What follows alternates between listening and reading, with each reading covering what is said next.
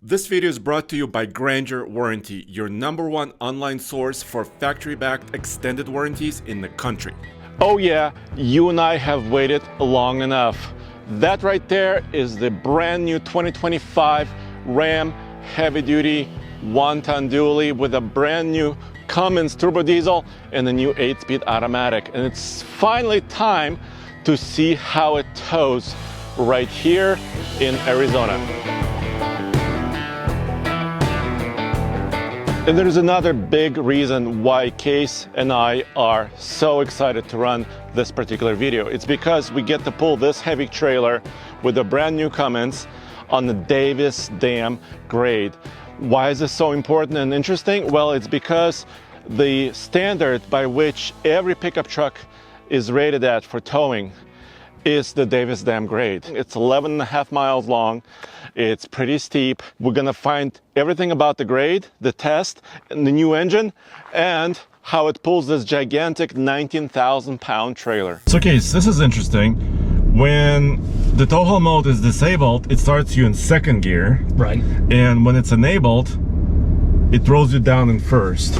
Well, it makes sense, and it's going to be helpful when we're hooked up to almost 20,000 pounds. It is helpful, especially when we're climbing the Davis Dam. Yeah, this Great. is maybe the most iconic towing route, other than the I-Gauntlet, of course. Oh, the I-Gauntlet is premium. I mean, prestigious, world's toughest. So the I-Gauntlet is 8 miles long. The Davis Dam Union Pass is 11.5 miles long. Yeah, and that's part of the reason that every manufacturer uses it as part of the J2807 SAE tow rating that all these trucks come from the factory with. Although it's interesting, some of the folks at Ram, some of the engineers, were telling us that they do use our I-Gauntlet as well. All right, dude, we're doing this. We are making the turn at the light. Exactly, and this turn puts us right onto what we know as Davis Dam. So this is going to be about a 5% grade, 5 or 6% grade, a little bit of variance in the exact pitch for, like you said, 11 miles. Yeah, and just imagine, I mean, this is March, early March, but imagine the height of July or August where this is heat soaked with like 110, 120 degrees Fahrenheit. Exactly, because when they do the testing that they have to do to get the J2807 rating for these trucks, it has to be at least 100 degrees. On the Ike, when we launch, we're basically full throttle almost right away. Yeah. For the entirety of the run, using heavy duty trucks. But here we do have a traffic light. Yeah, we've got a traffic light. The other funny thing is that Davis Dam is nearby, but it's right here. It's over there. So, yeah, we're not actually on Davis Dam, you're just near it. Really, almost the better name for this test, this grade that they do, would be Union Pass, because that's what we're going to crest as we get to the top. But still, definitely a challenging test because it is a pretty consistent grade, and as we get a little higher up too, we've got some corners back and forth where we can talk about how this truck handles the trailer behind it. Exactly. I just passed a semi-truck. There was no problem. This dually has a sport package, which means the grille, even though it has a chrome insert, is painted body color as well as the bumper. It does have this hood scoop, but it's non-functional. But here's the jewel. This is a brand new engine, has a new rating and a lot of new hardware.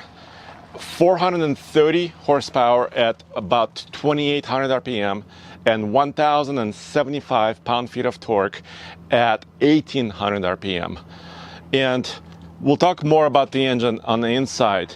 But another really important point is something you cannot see here. It's that 8-speed automatic transmission that backs it up. You have more gearing. Ram is switching up the rear axle as well. The maximum towing configurations have a large 12-inch differential and a different ratio. For the diesels, it's a 3.42 to 1. And that sounds kind of like a low number, but don't worry, this is the exact same ratio that GM's been using for many, many years. And also because this truck also has a new 8-speed automatic transmission, you have more ratios in the transmission. So this axle should provide maybe a little bit better efficiency than before, and also still have a lot of power. One thing that we're already reaping the benefits of is this new 8-speed transmission. Yeah, and I set it up right here in the gauge cluster where I can see the current gear I'm in. Yep. I just had to go into settings, screen setup, and I could select it. So it's just a couple of levels down in the menu, and now I can see it at all times. I reset my trip meter. We'll see exactly what our efficiency, well, we don't have anything to compare against necessarily. Yeah. But we'll see our efficiency, our time, our distance, and also we can monitor all the temperatures as well. Exactly. So we've got a really good gauge set on this truck. This is where you can set up tire pressure on your trailer. We've also got transmission temp. We can see what the trailer brake and the gain and everything is doing, so how much of the trailer braking you're using.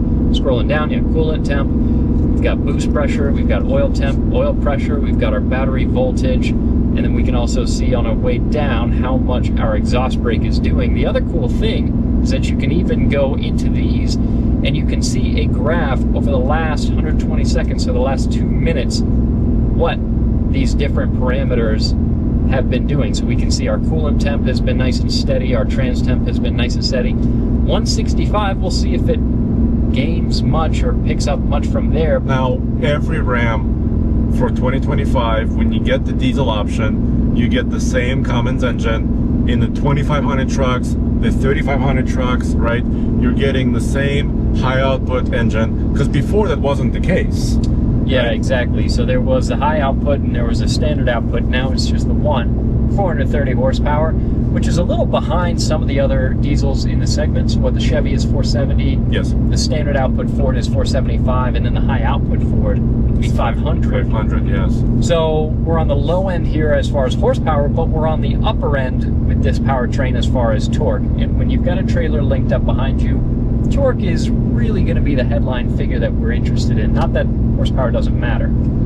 Yeah, I mean, torque allows you to get moving and kind of allows the engine to come up to its optimal operating range. Yeah. So that's kind of where the torque is most important. But once you're at that optimal range, which right now we're at about 2,500 RPM, and the maximum horsepower this engine makes at around 2,800 RPM. So we want to be in that sweet spot, right? And I think this transmission also allows us to do that. When you're buying a pickup truck like this, it's a huge investment and you want to protect it and get peace of mind. And you can do it with Grainger warranty. Just use the link in the description below. It's a factory-backed extended warranty, so it goes beyond what manufacturer can provide for a brand new vehicle. You could save some money, about $1,000 compared to others. And once again, it's factory backed, so you can be sure it will be there to support you with OEM quality parts. And all the work on your vehicle can be done at a certified dealership or location anywhere across the country. So check out GraingerWarranty.com and protect your powertrain, your electronics, and your vehicle for a long period of time. When you're pulling any trailer, it's really important that safety is top of mind, and we're pulling very, very heavy. I do have a commercial driver's license, CDL, and we're in the CDL territory with this capability of this dually truck and of course that trailer. So I'm doing a little bit of a pre-trip inspection. So the pucks are okay, the chains are connected, this is locked. All right, now let me look at how that tractor is tied down. So Ram chose this trailer, the load, and they prepared everything. And wow, you could play music on these chains. And this is a dually double tandem axle. And these tires are probably at somewhere between 80 to 100, maybe 120 PSI, depending on the load.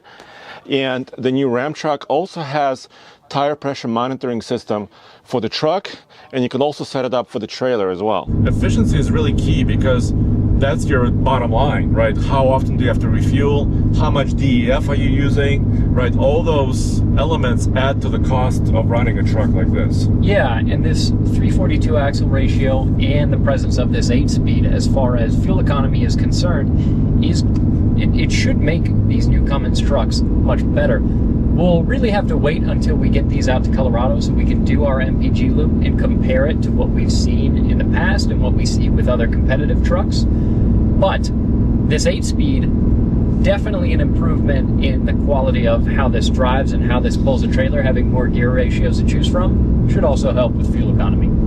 Yeah, and right now, a lot of the times at the iGauntlet, in the heavy duty segment, when we test those trucks, like we've been doing for the last, 13 years, we don't use cruise control. Right now, I am using it. And it's actually picking up this motorcyclist.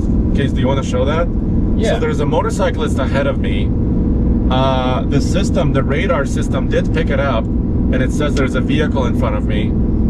And I have enough power to where in 6th gear, I can maintain basically 65 miles an hour up this hill as if we weren't even towing. Yeah. Right? Yeah, again, no issue, because we're well within the range that this truck is rated to pull.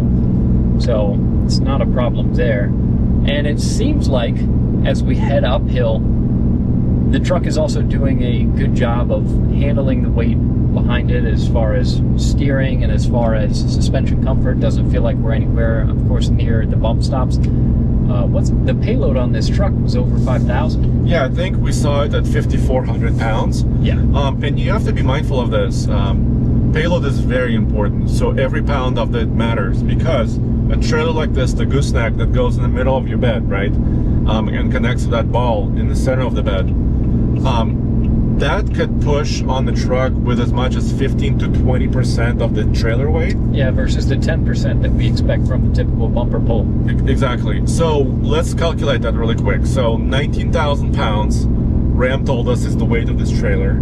Yeah. So let's say 15% of that. So 10% is 1,900 pounds plus about 800. So that's about 2,700 pounds potentially of tongue load off of this trailer. And we're nowhere near the maximum, right? Yeah, with over 5,000 pounds of payload, we're well within the margins there as well. So you and I are like two little ants, really crawling around this truck. Like feathers on top of this suspension. The truck has no idea. Exactly. So that's why, like, if you are pulling heavy, like for example, if you are pulling a large fifth wheel camper or a gooseneck trailer like this frequently, I would recommend a dually. Yeah. Because that gets you, above 4,000 pounds of payload. That's when you have that capability and stability too, because it's a wider rear axle, really, overall with all the tires. Now there are a couple things though that we want to point out that would be nice improvements on these. I'm not sure that it's necessarily a big critique, but one of the things that can become an annoyance is that when you key cycle the truck, shut it down, open up the door, get out, and then you get back in, you fire it back up. Typically, your tow haul mode does not stay on, even though the truck should know it is still plugged into the trailer. So you would think that it would stay in the mode you left it in. Right, that kind of bugs me, because this can happen anywhere. Like, let's say you have to make a pit stop at a truck stop or a rest area, you're jumping out, you're kind of in a hurry, you're getting back in the truck, you're trying to get going again, and then when you start it up, the tow haul mode may be disabled. That's a weird thing. Maybe there should be some sort of question, and actually we could show that. Ram does say, are you towing, which type of trailer are you towing? So it kind of reminds the driver to kind of reset some of these settings. Yeah, but it would be nice if it stayed in the mode that you left it in. Wait a minute. And here we are at the top of Union Pass. So this is the top of this towing test. Over 3,500 feet. So we pick up about 3,000 feet of elevation once you get to the top. Yeah. And it's a beautiful view from this top of Union Pass, this road. It's pretty spectacular. That was about almost 12 miles, 3.5 mpg according to the truck. It took us around 12 minutes. So that was because the initial section was a slower speed, right? There was a traffic light there, so it wasn't like it's a highway the entire time. But dude, we stayed at the speed limit consistently without breaking a sweat. Yeah, no trouble at all. So now we'll get turned around. We can go back downhill. We can see how the downhill performance is. While the chassis and the suspension on this new Ram did not change much, it still has very impressive specifications. Upwards of 5,500 pounds of payload and upwards of 33,500 580 pounds of towing with a 4x4 crew cab truck like this. Those are humongous numbers, and we're not coming close to them right now, but nonetheless, let's take a look at some of the tech. So first of all, I want to check out the towing and trailer pages right here and look at the trailer. Let's see how it's set up. It looks like the tire pressure monitoring system is not particularly set up for this one. Let's look at cameras. This truck is equipped with a full 360 view. Braking, a light electric. No, that's not going to work. We need heavy electric. Now, trailer name, it's equipment trailer, let's call it that. I wish I could make a custom name for this. Of course, we have tow haul mode and exhaust brake. There's two settings, on and automatic mode. I think I'll be using automatic mode for our run. I love all the gauges inside a Ram heavy duty truck, and the new truck does not disappoint. It has so much going on. First of all, my trailer brake gain, I can kind of see and test it right here. My transmission temp, and then we have more gauges. These new trucks have a new electrical architecture and new switches for the windows. That's nice, but also for your towing mirrors. And I love this. I think this is the best execution of any pickup truck. For example, I can power extend them. I can control the lower convex mirror. I have lights forward and backward. I could fold them. How sweet is that? So here again, we're at the top. There's a safety pull out where truckers can check their brakes, check their temperatures, make sure everything is proper. But there's a 50-mile-an-hour truck specific speed limit, and there's a 65 for passenger cars. And as we go on the downhill, tell me about how you have the truck configured. Are you using still cruise control? So I wanted to try it without cruise control at the beginning, and I set the exhaust brake to auto. So there's two modes on the exhaust brake: full on, so it'll try to use maximum capacity of the exhaust brake, and it's basically it's variable geometry turbocharger, where you can open up or kind of partially close, so it can create some back pressure for the engine. Ram measures it in horsepower. Are you using the brakes any? No. So I set my speed with one brake application at the very top, and actually there's enough of a downhill where the truck is trying to remember what I told it to. I told it about 50, right? Yeah. I'm not using cruise control, I just used my brake once. And it seems like it's memorized it. Let me see if I can bring it to 50. Yeah, so even just a light tap of the brakes there, and it downshifted pretty aggressively.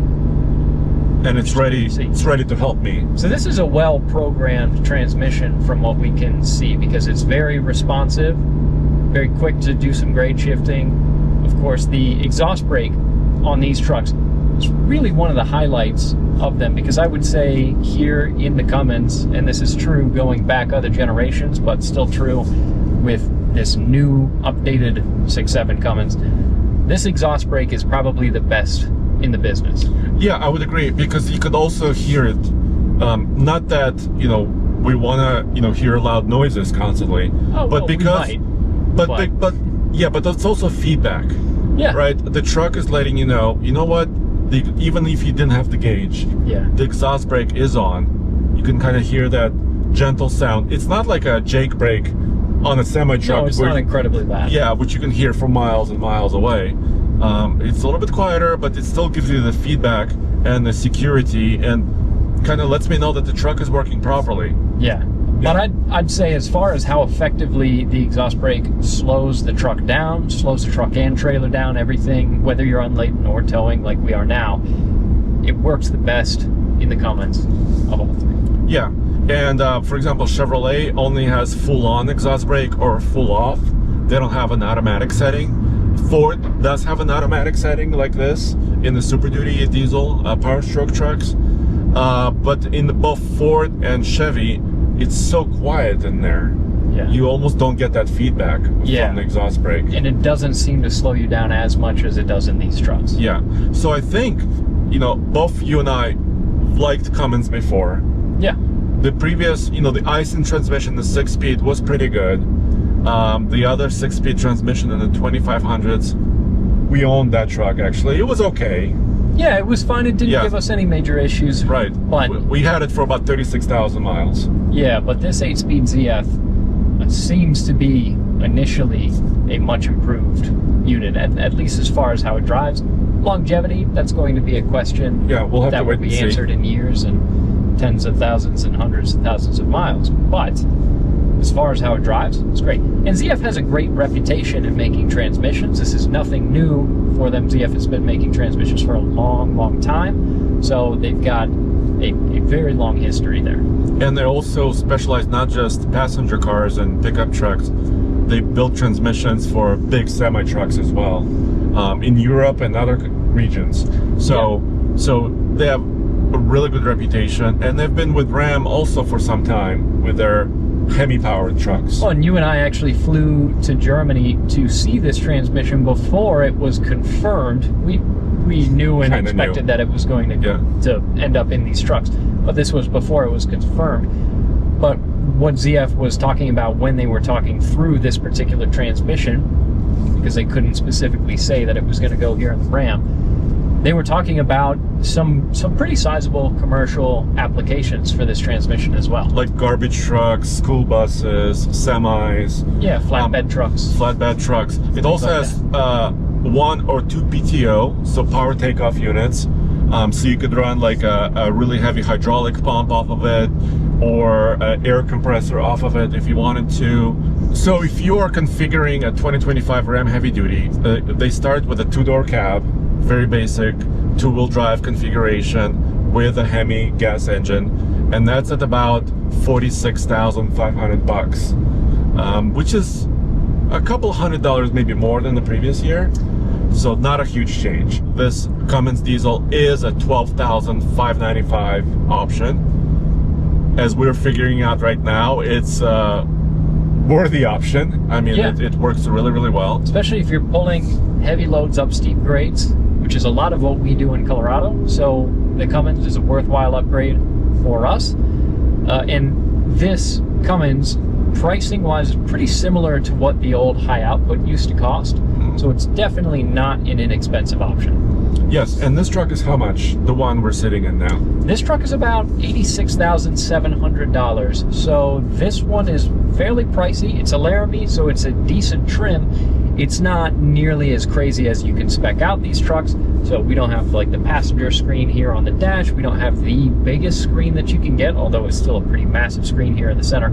This truck is a pretty good spec. It gives you a lot of the features that you want, but it doesn't go overboard with all the luxury stuff, and it gets you a lot of capability because it is a dually, it is diesel, it is 4-wheel drive. Exactly. And 4-wheel drive, I think, is important even for a dually. 4-wheel drive only costs about $3,000 to add. But if you're like in a dirt lot moving equipment, or in a gravel lot, and you don't want to get bogged down with 2-wheel drive. Well, and even if you don't live in a place that gets snow, but if you tow long distances, you might end up in a place that has snow. So 4-wheel drive, definitely a good option. Exactly. And I want to hear your take on the Davis Dam Union Pass. I think, well, first of all, it's a beautiful area. Really good quality highway. It's divided, double lane.